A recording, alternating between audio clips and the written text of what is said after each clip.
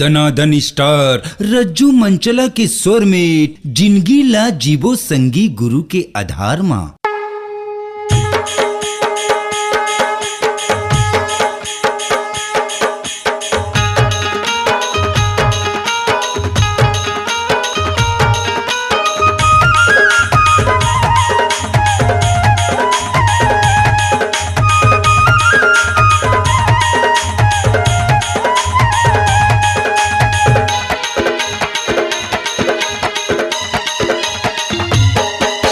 सत्य के आसन जमाए बाबा सत्य नाम लगाए बर।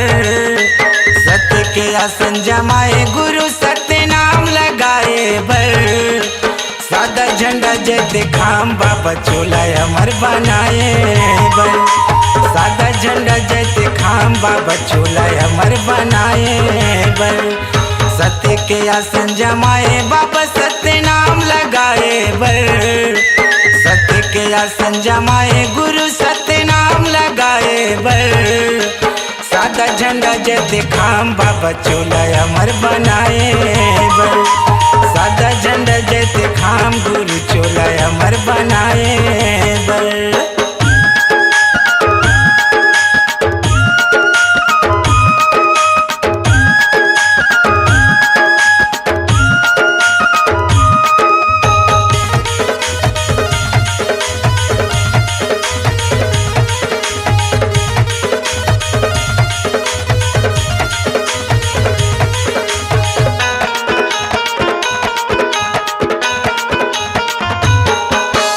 अमरौतीन के लाला कहाए मांगू के ते दुलारा।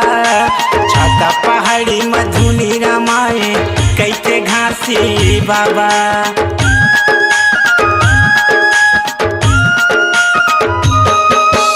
अमरौतीन के लाला कहाए मांगू के ते दुलारा। छाता पहाड़ी मधुनी रमाए कैसे घासी बाबा। छाता पहाड़ी मधुनी रमाए कैसे घासी बाबा। सत्य के आसन जमाए बाबा सत्य नाम लगाए बर। सत्य के आसन जमाए गुरु सत्य नाम लगाए बर। सादा झंडा जैसे खाम बाबा चोला अमर बनाए बर। सादा झंडा जैसे खाम गुरु चोला अमर बनाए बर।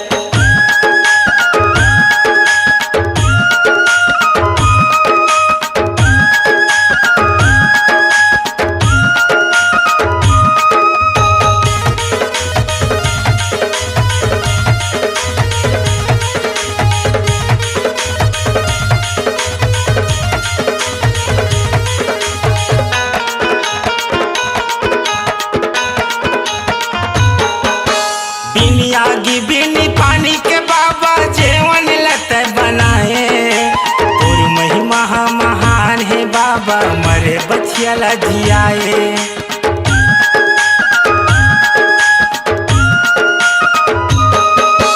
बिनी आगी बिनी पानी के बाबा जेवन लत बनाए। तोर महिमा महान है गुरु मरे बचियाला जियाए।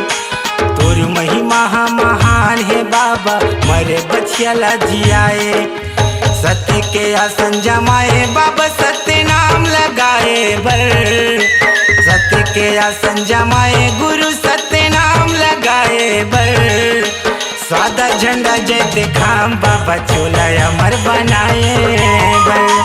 सादा झंडा जैसे खाम गुरु चोला अमर बनाए बर। सादा झंडा जैसे खाम बाबा चोला अमर बनाए बर। सादा झंडा जैसे खाम बाबा चोला अमर बनाए बर। जय हो बाबा। अपनी आवाज को दीजिए एक नया मुकाम। डिजिटल रिकॉर्डिंग की दुनिया का जाना पहचाना नाम स्वरांजलि, जहां गूंजती हैं ध्वनियां अपनी माटी की सौंधी सुगंध के साथ। छत्तीसगढ़ी संगीत के विविध रंग जो पहुंचाते हैं पूरे प्रदेश में डिजिटल रिकॉर्डिंग के संग। स्वरांजलि स्टूडियो नेमीचंद गली नंबर 2 गंजपारा रायपुर।